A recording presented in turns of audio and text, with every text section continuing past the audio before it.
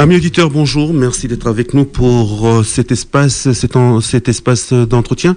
Nous avons le plaisir de recevoir 3 invités pour cette émission.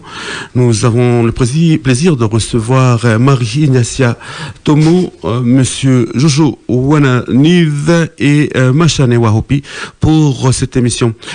Décryptage aujourd'hui, c'est plus des invités de la semaine puisque nous allons parler de ce qui va se passer la semaine prochaine sur Nouméa et notamment dans le 26 octobre prochain. Messieurs et madame, bonjour et merci d'être avec nous pour cette émission. Bonjour. Bonjour. Bonjour. Voilà, pour commencer donc cet entretien, je vais simplement vous poser la question et vous demander pour commencer, qu'est-ce qui va se passer exactement le 26 octobre prochain?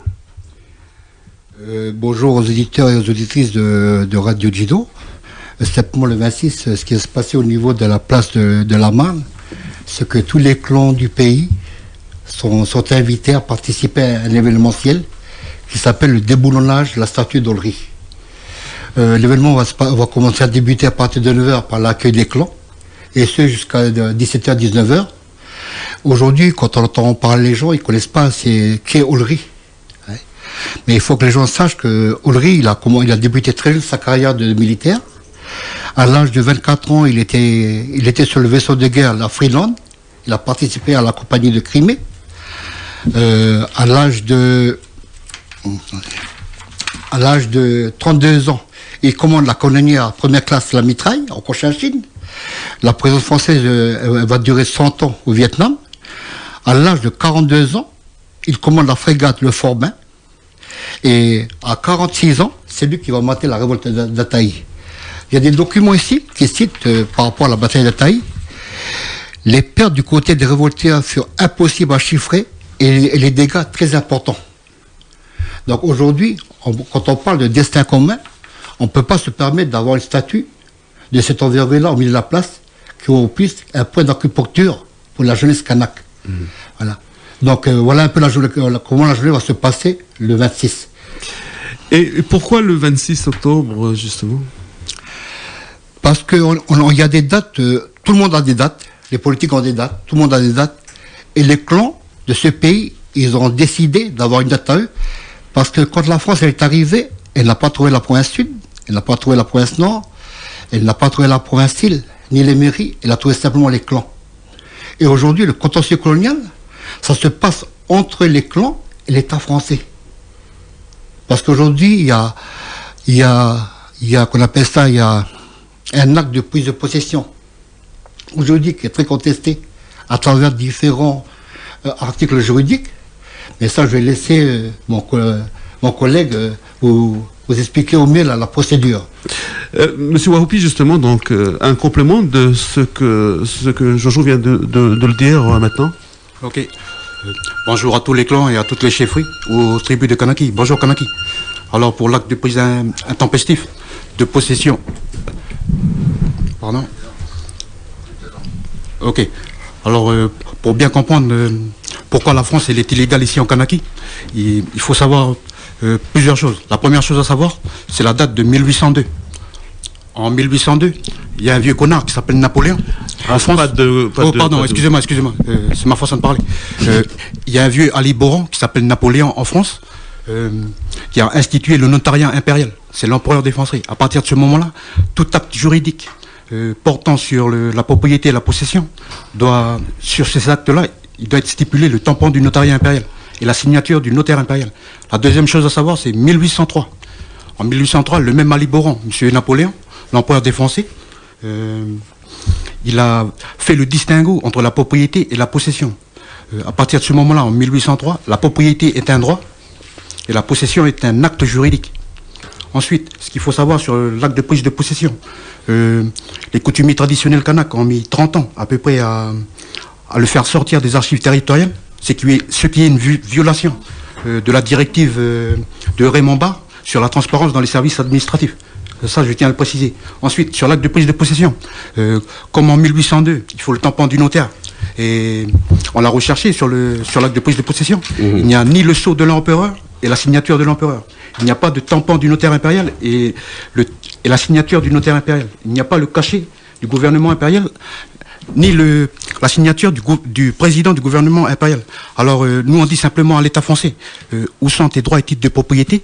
Ici, le droit et titre de propriété kanak, ils sont dans l'oralité et dans le cadastre coutumier, c'est-à-dire le sapin, le cocotier, le caillou. On n'a pas attendu après toi pour avoir un droit de propriété ici.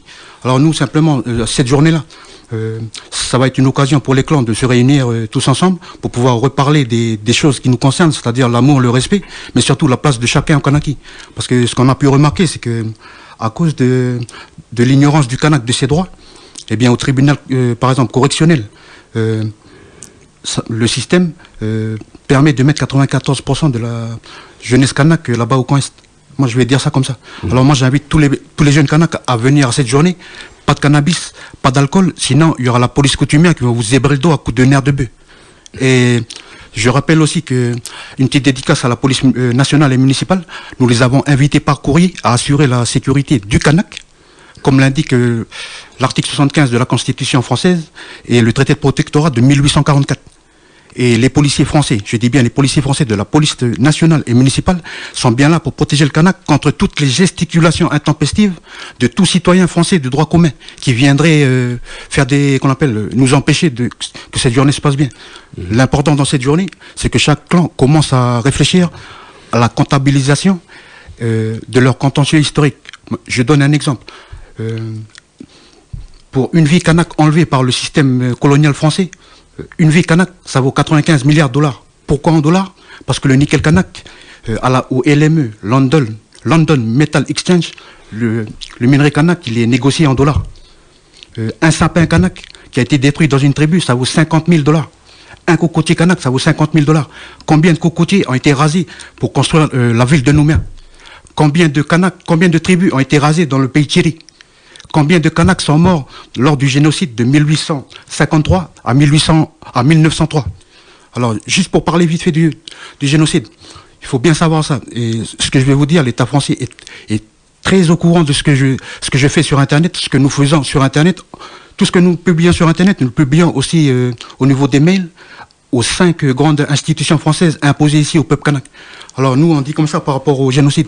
En 1572, en ce temps-là, en 1572, la plus grande flotte du monde, c'était la flotte portugaise, la flotte espagnole et la flotte anglaise. Les Français ils sont venus derrière ces petits alborans. Alors en 1572, un ingénieur anglais est venu ici et a commencé à regarder la taille des taraudières. La taille des taraudières, combien il y a de cocotiers, combien il y a d'igname, combien il y a de canne à sucre, combien il y a de bananiers. Et lui, quand il a comptabilisé ça, par rapport aux superficies, il a dit que toutes les superficies des champs qui sont là, c'est assez pour nourrir entre 3 millions et 6 millions de personnes. Ça, c'est en 1572. La France arrive avec ses pieds mouillés en 1853. En 1903, il ne restait plus que 15 000 Kanaks. Moi, je pose la question à l'État français, ce jour-là, amène 10 000 avocats chevronnés, amène 5 000 juristes. Comme ça, on va discuter du contentieux historique et surtout... quel est le mot dans le langage français qui peut dire qu'en 1572, il y avait entre 3 millions et 6 millions de Kanaks, et en 1903, il ne restait plus que 15 000. Techniquement, ça mérite un petit procès au tribunal de la Haye. Et je rappelle aussi que les clans n'ont pas besoin de la loi française de votation pour être ce qu'ils sont ici, pour décider de ce qu'ils veulent faire dans leur pays. En tous les cas, avec ce que vous avez rappelé, donc c'est simplement pour signifier qu'il y a quand même une certaine légitimité dans la journée est présentée. C'est bien pour unir les personnes et les gens qui sont d'ici, et simplement pour que chacun puisse être là. C'est ça, Jojo? Exactement, parce que hier, on a été convoqués par les renseignements généraux. Ils nous ont dit que peut-être que ce jour-là, il y aura les gendarmes. C'est simplement rappeler aux renseignements généraux que si la France elle doit se présenter ce jour-là devant les clans, elle doit avoir un titre de propriété. Nous, on sera avec les clans de l'endroit. Eux, ils seront légalisés par les clans qui sont limitrophes avec eux. Donc aujourd'hui, quand il y a deux juridictions qui se confrontent, c'est prévu dans les lois internationaux que la plus ancienne, elle prévoit sur la plus récente. En l'occurrence, aujourd'hui, le peuple kanak, il a des droits. Les clans, ils ont des droits. Donc nous, on est simplement là pour faire valoir un droit qui est là depuis la nuit des temps. On a rappelé simplement, M. Wahopi a rappelé simplement des faits, mais ce sont des faits juridiques. C'est-à-dire que dans la juridiction, sa valeur, on peut quantifier, sa valeur de référence. Donc la journée elle va se passer entre les clans, parce qu'il est important aujourd'hui, à la sortie des accords, on va dire ça comme ça, que les clans aussi se positionnent. Voilà. Marie Ignacia, donc vous avez entendu ce qui se disait depuis tout à l'heure. Je suppose que vous avez un complément à dire en tant que femme également. Qu'est-ce que vous pouvez rajouter pour ce qui a été déjà dit depuis un instant par rapport à cette journée? Vous rappelez simplement qu'il faut venir aussi. Qu'est-ce que vous en pensez? Oui, surtout aux jeunes Kanaks. Il faut qu'ils se révoltent, quoi. Parce que ça va faire 163 ans que nos vieux ils sont partis. Puis voilà, jusqu'à maintenant, on n'a rien, quoi. Et c'est important que cette journée, au cours de cette journée, il y ait la présence de la jeunesse, selon vous? Oui, pour qu'on les informe.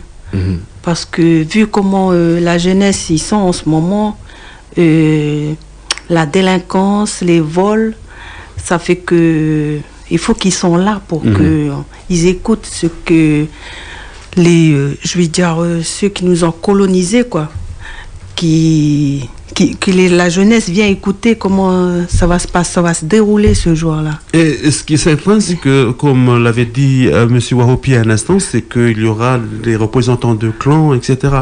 Oui, il y aura les représentants du clan. Moi, je fais partie du clan Nouméa. Et nous sommes 3 familles qui étaient ici à Nouméa. Et il y a une famille qui est à Païta. Les autres familles sont à Thio, les autres sont à Yaté. Ça fait qu'avant qu'on vienne ici, on a été rencontrer ces familles-là. Et ce jour-là, le 26, ils vont venir ici sur place de Cocotier. Mais ça, c'est le clan Nouméa. Monsieur Dani Romain, aujourd'hui, les clans, ils n'ont pas besoin qu'on appelle ça de la gesticulation. Aujourd'hui, on a suffisamment de lois qui protègent les clans qui sont aussi nos familles. Et qu'aujourd'hui, il est important que le peuple kanak joue sur un autre registre qui s'appelle le droit. On a suffisamment qu'on appelle ça d'artillerie, d'éléments juridiques, aujourd'hui, pour contraindre la France à aller dans les tribunaux. Et c'est un droit aussi pour les clans d'amener, on va dire correctement, la France. Aujourd'hui, nous avons les moyens aujourd'hui de la contraindre d'aller dans les tribunaux et de présenter une facture du contentieux colonial. Maintenant, pour continuer la discussion, donc il y a cette manifestation pour, je cite bien le document qui est devant moi, pour l'enlèvement de la statue d'Olry. Qu'est-ce qui va le remplacer, la statue, là, selon vous, Monsieur Onen? Quand on a parlé si aujourd'hui on doit aller au fond des choses, voilà. Quand il y a eu qu'on appelle ça l'accord de Nouméa, il y a eu 60% de votes qui ont voté pour que l'accord de Nouméa soit là. Donc aujourd'hui, on peut faire une phase de transition, c'est-à-dire que mettre qu'on appelle ça les 2 effigies soit de M. Thibault puis de M. Lafleur, en attendant que les clans d'abord parlent entre eux pendant une dizaine d'années, qu'ils trouvent une solution consensuelle entre eux, mais que l'accord de Nouméa, ça a été officialisé par 72% de votes dont l'ONU a acté. Donc ça représente, on appelle ça fait partie de ces accords de décolonisation. Donc aujourd'hui, les clans, on doit faire qu'on appelle ça procéder par ordre. Donc remplacer la statue de l'actuel amiral Olry par la statue de Jean-Marie et puis de Papy Lafleur, et de permettre à ce moment au clan de rechercher notre solution avec d'autres clans ou d'autres personnes. Voilà. Je peux me permettre, moi je proposerais ceci. On déboulonne la statue et on laisse les choses comme ça. Et c'est seulement les clans qui vont décider qu'est-ce qu'on va mettre par la suite. Parce que si on commence à mettre M. Jacques Lafleur et M. Jean-Marie Thibault, on va dire respect au nom de famille et tout. Mais personnellement, ces 2 personnes, ils nous ont mis dans la situation où on est aujourd'hui. On ne va pas se disputer pour ce... Donc il faut pas mélanger les choses. Là, on est dans une démarche de mettre le droit et la coutume sur le terrain. Et il est hors de question de mettre des symboles de type loi 1901 pour remplacer cette statue. Donc selon vous, il faudrait laisser le temps de discussion après. Je pense que les clans dirigent la Kanaki. C'est aux clans de décider qu'est-ce qu'ils vont décider de mettre là. Un sapin, un cocotier, c'est à eux de voir. Mais le grand frère, il a raison. C'est une proposition. C'est une des propositions. C'est une des propositions. Mais il faut bien que les clans fassent bien la différence entre la loi 1901 et je veux dire le travail au niveau du droit et de la coutume. Là maintenant, je vais bien expliquer ce que c'est que la loi 1901 pour que les petits frères arrêtent les gesticulations. Alors la loi 1901, c'est un grand aquarium à l'intérieur desquels on peut mélanger le canard, le poulet, le dindon, le poisson, le requin, tout ce qu'on veut, à condition que le requin, toute la petite marmaille là dans le paddock républicain, respecte deux choses: ne jamais violer les intérêts de l'État et ne jamais violer l'indivisibilité de la nation française. Après, quand on se pose des questions, pourquoi grand frère Machoro est mort? Il y a une petite loi 1901, il faisait partie d'un parti politique. Encore une fois, on n'est pas là pour se disputer pour ça, mais c'est important que les jeunes sachent. Si grand frère Machoro était à Doni, avec tous les grands frères là-bas, ils étaient allés là-bas au nom de leur clan, limitrophe et tout, là, ils ne seraient pas morts, parce que l'État français ne pouvait pas faire ça. Parce qu'en 1946, le peuple kanak, pour fait de guerre auprès des armées alliées, ont remporté de haute guerre l'option à l'indépendance. Alors moi je rappelle ceci, la loi 1901 c'est très dangereux pour le kanak, et à partir de là, c'est très dangereux pour le kanak d'utiliser les terminologies qu'on appelle revendication. Revendication, c'est l'action de revendiquer. Revendiquer, ça veut dire prendre quelque chose qui ne nous appartient pas et dire que c'est à nous. Alors moi, je pose une question à tous les Kanaks qui sont inféodés à la loi 1901. Pourquoi le Kanak, en 2016, devrait revendiquer quelque chose qui lui revient déjà de droit depuis la nuit des temps? C'est très important que le Kanak fasse baisser la pression, laisser tous ceux qui ont leurs affaires avec Maman la France faire leurs affaires, mais vous, retournez chacun dans votre clan, allez parler au grand-père, restez dans la case. Grand-père, dis-moi comment cultiver une igname. Le chemin de l'igname, c'est déjà un concept économique kanak déjà. Le grand-père, comment je dois faire pour aller à Vanuatu? Le chemin pour aller à Vanuatu coutumier, c'est le chemin de la diplomatie internationale coutumière qui a cours depuis la nuit des temps dans les cours du Vanuatu et dans les cours kanak. Alors moi, j'encourage fortement la jeunesse kanak. Ceux qui me connaissent sur Facebook, vous savez très bien que je suis un pitbull sur Facebook. J'ai pas changé. J'ai arrêté Facebook, c'est pour aller sur le terrain. Maintenant, on donne des cours de droit sur le terrain maintenant. Maintenant, il y a des jeunes kanak, il y a des jeunes juristes kanak qui commencent à positionner des sociétés grâce à l'acte de prise de possession qui n'est pas légal, grâce à l'arrêté de spoliation des terres qui fait tomber toute personne qui fait du business sans l'accord des clans sur la terre ancestrale leur appartenant dans le crime de recel en bande organisée. Alors je rappelle, c'est une invitation à tous les frères et les petites sœurs. Arrêtez de jeter des cailloux. Maintenant les cailloux, on va les remplacer par des éléments juridiques et que la France ne pourra jamais éviter. Parce que jusqu'à preuve du contraire, celui qui colonise le peuple kanak aujourd'hui est les clans et leurs terres et se fait du business et se fait du fric. Je rappelle que dans la baie là-bas, juste en face où il y a le nickel, il y a quelques minéraliers et on nous bassine depuis des années que c'est la crise, depuis 2008, mais malheureusement c'est pas les minéraliers, ça continue. Et je rappelle aux clans, c'est pour ça que c'est important de connaître ses droits, vous ne touchez toujours pas de royalties depuis 1870. Les royalties, c'est un dû pour toute opération, pour toute activité commerciale, on s'en fout, sur vos terres. C'est votre droit de les réclamer, c'est un dû.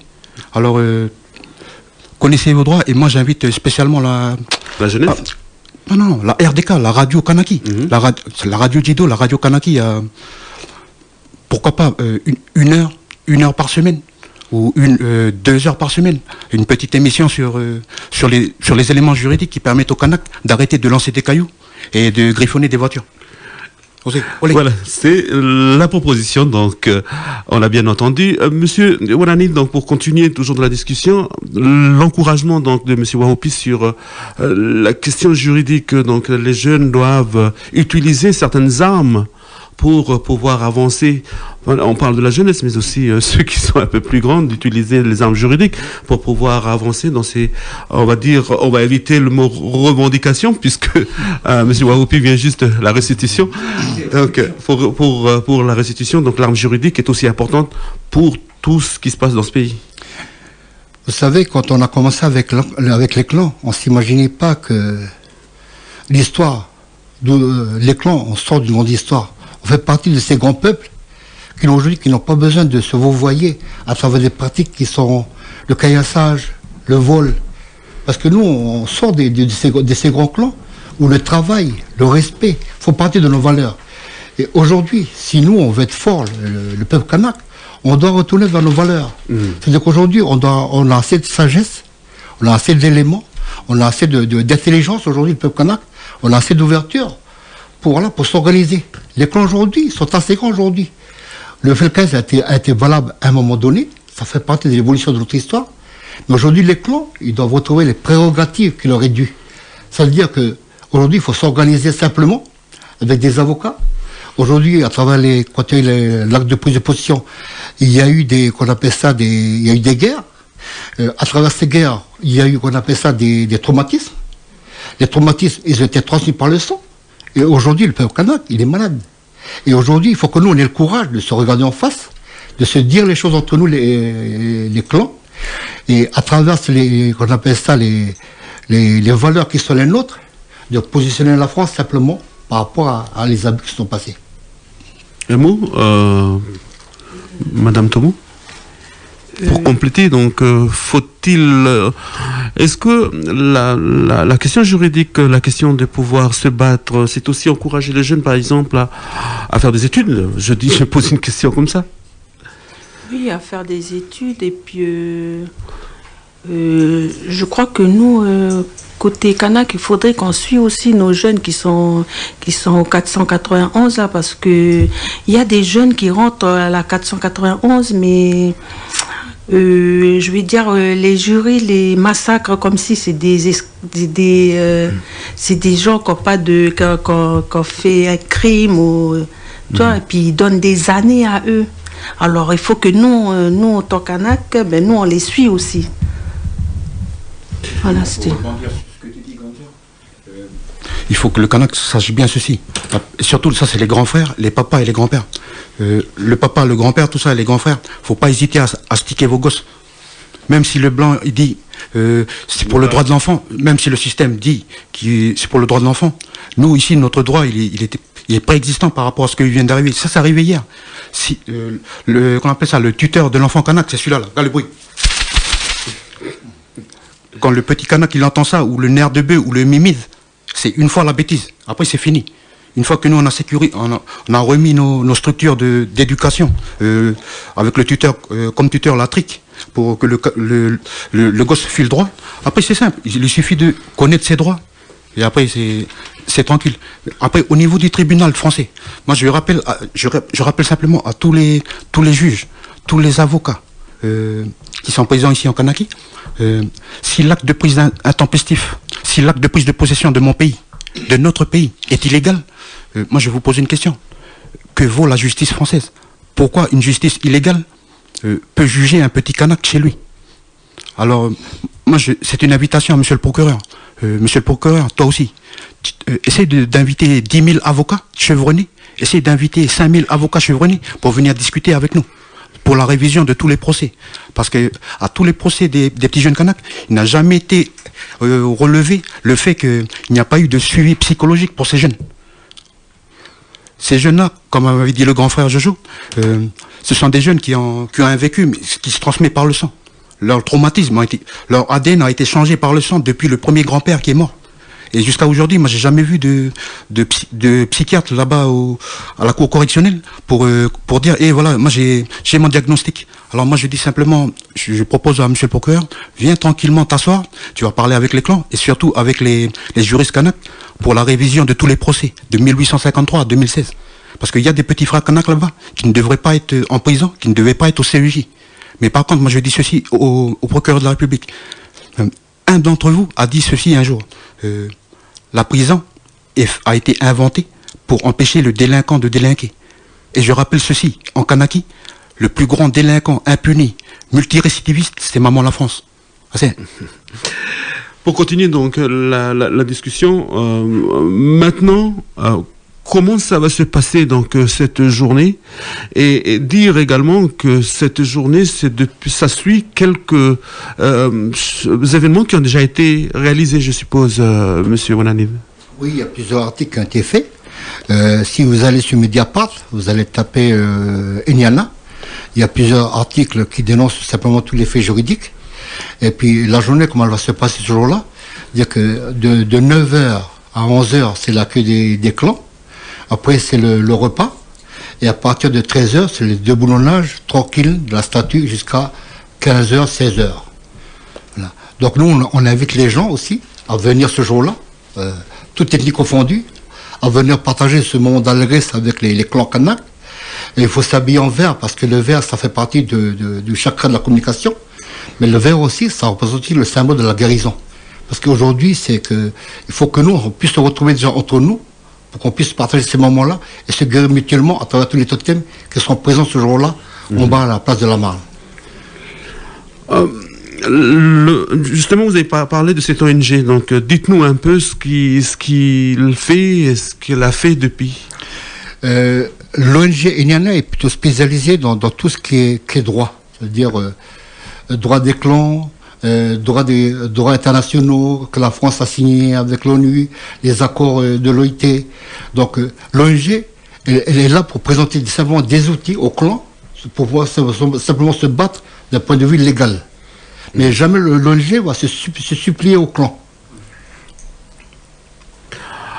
On arrive pratiquement au terme de cet entretien. Je vais commencer par Monsieur Waupier pour dire le dernier mot, même si vous êtes bien exprimé donc dans ce petit instant de discussion. Donc je suppose que le dernier mot que vous lancez, vous l'avez bien précisé tout à l'heure, quand vous avez lancé l'invitation à la jeunesse aussi d'un certain respect de certaines choses. Vous l'avez dit dans cette émission. Maintenant, peut-être le dernier mot. Qu'est-ce que vous direz?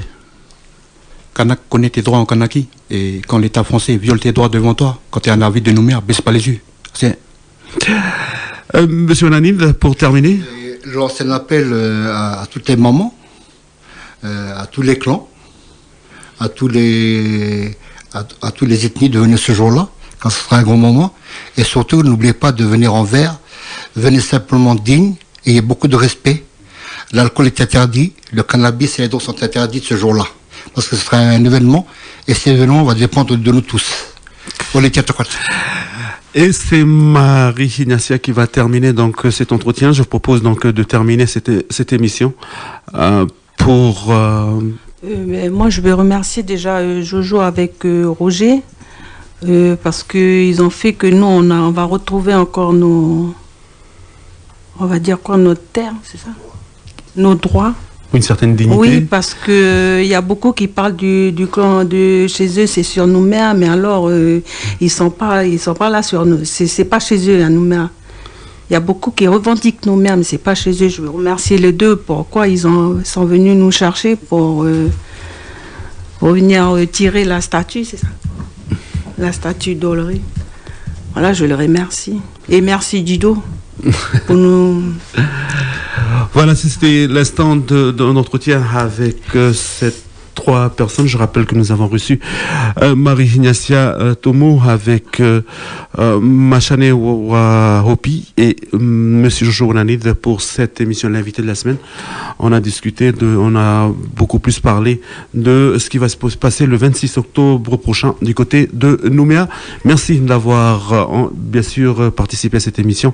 Merci à Kenji pour sa collaboration technique et très bon après-midi sur Jido Radio.